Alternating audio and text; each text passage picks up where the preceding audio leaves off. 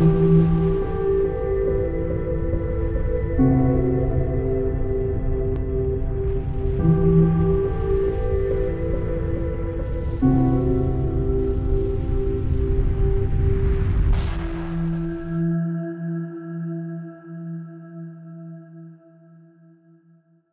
les amis, nous sommes le lundi 31 août 2020 et les vacations judiciaires sont terminées. Vous savez, c'est cette période de l'année où au tribunal, il ne se passe pas grand-chose parce que évidemment, tout le monde est un petit peu en congé, que ce soit les juges, que ce soit les greffiers, que ce soit les avocats. Et on revient avec l'action collective N'oublions rien avec Séverine Mana. On va faire le point. Bonjour Séverine. Bonjour Sylvano. Alors, je voudrais faire un petit laïus en entrée puisque je sais que tu es un peu victime de la censure arbitraire de YouTube. Donc, je voudrais juste préciser que je suis avocat au barreau de Paris et que donc ma liberté de parole est pleine et entière et que je ne souffre en fait aucune censure. Voilà. Ceci étant dit, donc voilà ce que je voulais faire en fait ce matin, c'était un petit point de rentrée.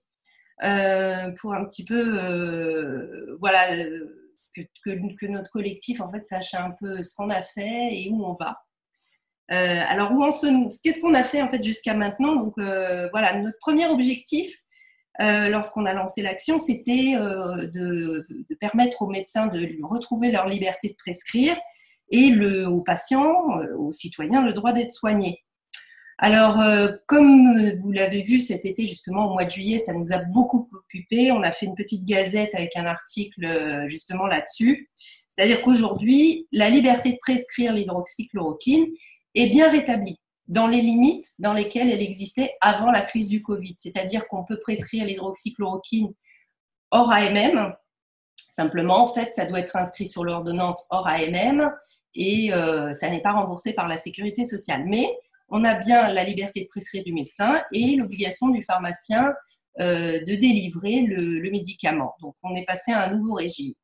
Alors, ce sont les conditions normales et ça, c'est depuis le 11 juillet. Alors, évidemment, vous avez vu, puisqu'il y a eu tout un tintamarre là-dessus, à la différence de la fois où le gouvernement avait interdit l'hydroxychloroquine après à la suite de l'étude du Lancet, le 11 juillet, il n'y a eu aucune communication sur ce changement de régime. Ce qui fait que ce sont des internautes très zélés qui ont trouvé ce changement en regardant effectivement le fameux décret du 11 juillet, parce que l'abrogation en fait, du régime qui limitait la liberté de prescription, et ben, cette abrogation, elle figurait en fait, dans un article qui était tout à la fin du décret, intitulé « Mesures de quarantaine ». Et puis, c'était une liste de 50 abrogations, donc il fallait vraiment chercher, savoir ce qu'on cherchait. Donc, vous allez me dire, est-ce que nos actions, en fait, ont servi à quelque chose là-dessus? Parce qu'on s'est quand même posé la question. Parce qu'il y a une synchronicité, en fait, sans pouvoir vous dire que oui, effectivement, ça a servi, je n'ai pas la démonstration du lien de cause à effet, mais quand même, on a une certaine synchronicité qui interroge. C'est-à-dire que nous, on a déposé donc, le référé suspension et le recours en excès de pouvoir le 19 juin.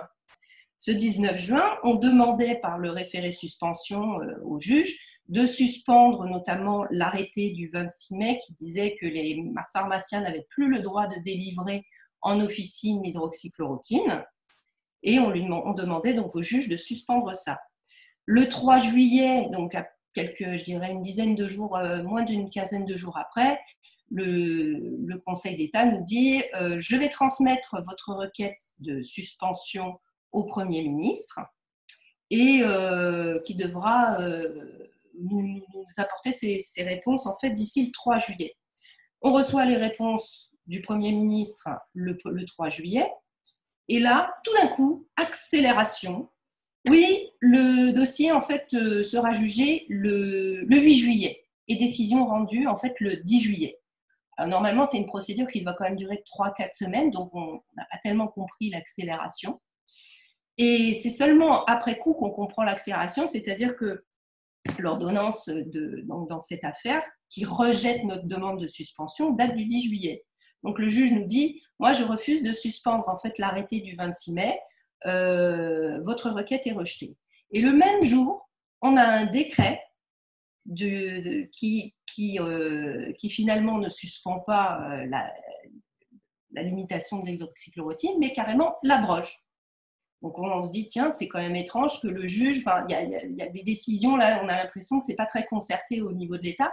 Mais en réalité, je pense que c'est beaucoup plus subtil que ça, parce qu'on aurait pu se dire, enfin, moi, à la place du juge, j'aurais dit, je sais que l'État va abroger le décret, je ne prends pas de décision et finalement, je vais pouvoir dire au requérant, je ne prends pas de décision parce qu'il n'y a plus de problème, il n'y a plus d'arrêté, donc il n'y a plus de problème. Mais non, ils ont voulu, en fait, je pense, parce que du coup, ça laisse une trace, c'est-à-dire que le juge, il s'est prononcé sur nos arguments, il y avait des arguments qui étaient très ennuyeux, c'est-à-dire qu'on soulevait la problématique que le Haut Conseil de la santé publique, dont les avis en fait servent de fondement au gouvernement pour prendre ses décrets et ses décisions, n'avait pas été pris selon les règles qui doivent être suivies par le Haut Conseil de la santé publique.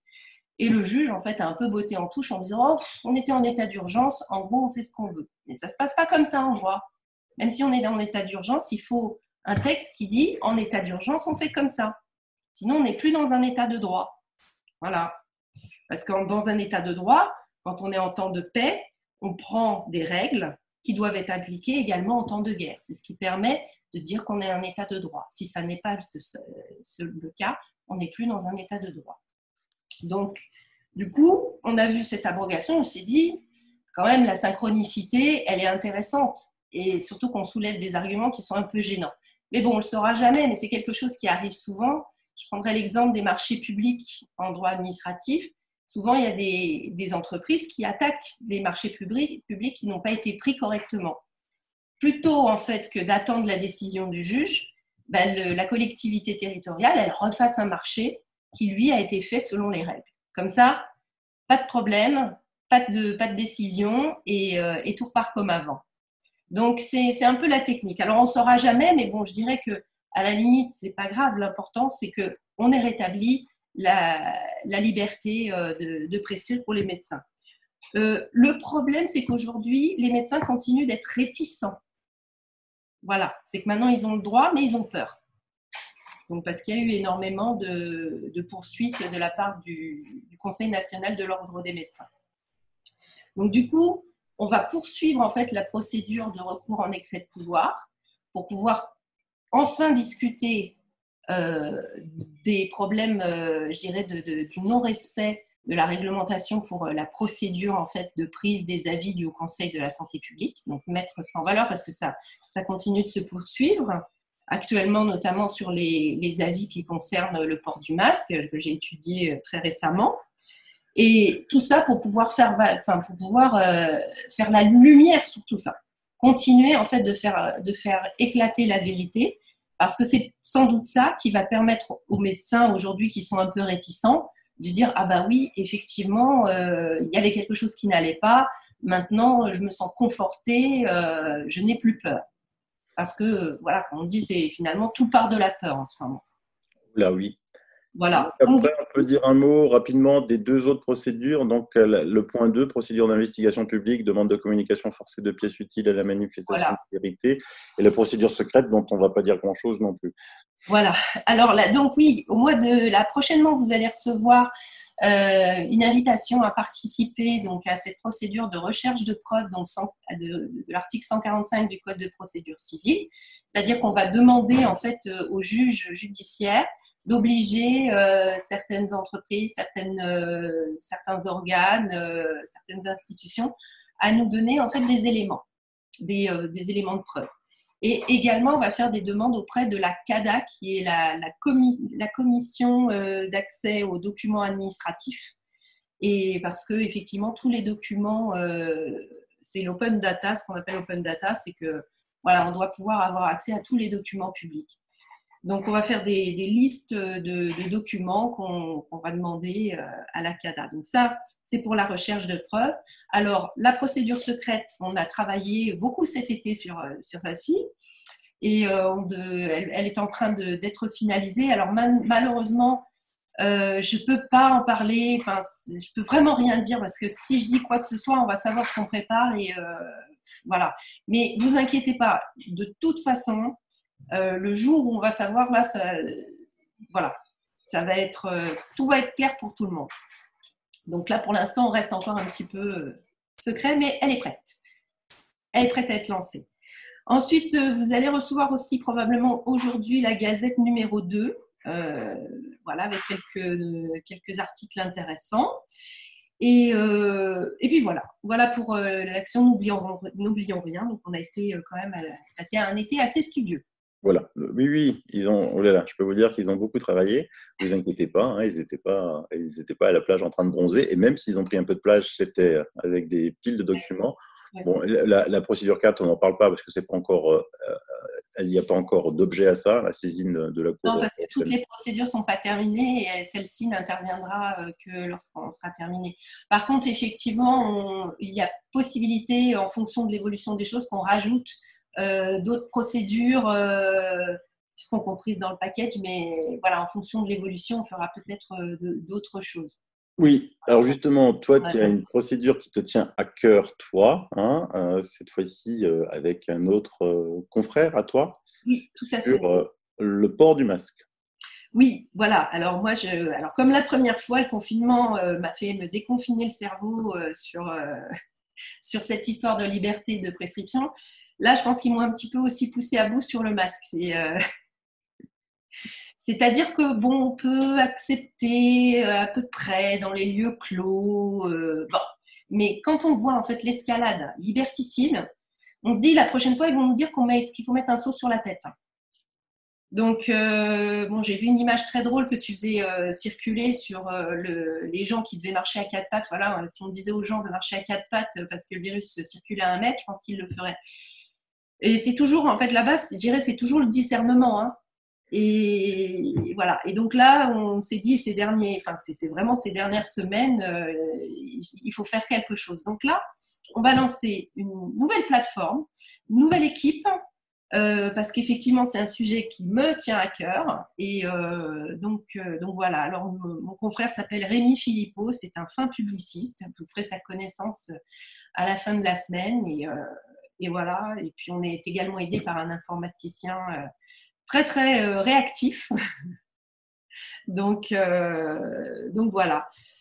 Parce qu'effectivement, je reçois aussi beaucoup de mails me demandant, moi alors, vous voulez pas monter une action collective? Il y a aussi ce matin, j'ai vu dans les grandes gueules, ils se demandaient pourquoi il n'y a pas une action collective qui serait pas en train de se monter sur le port du masque.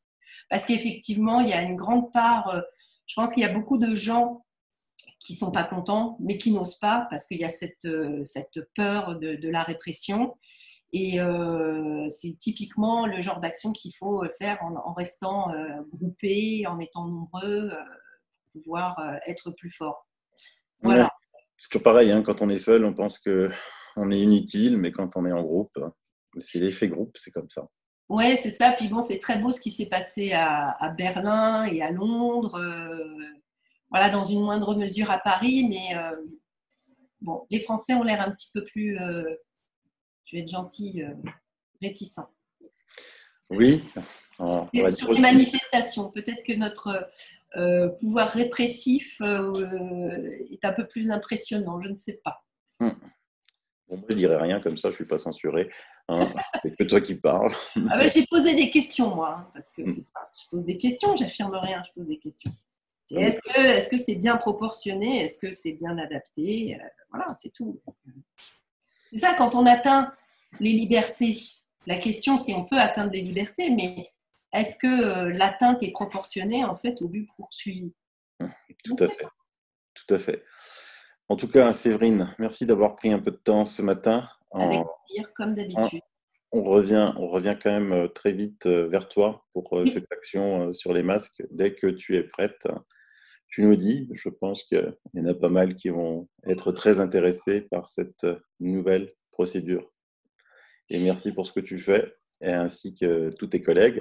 On reviendra aussi avec les membres, tes autres compères, Christophe Lesvaquez et Arnaud Durand, et on parlera aussi de la 5G. Absolument. Il y a une action 5G. C'est pareil, c'est qu'il y a de nombreux sujets. C'est pour ça qu'il faut un petit peu se les répartir les uns les autres.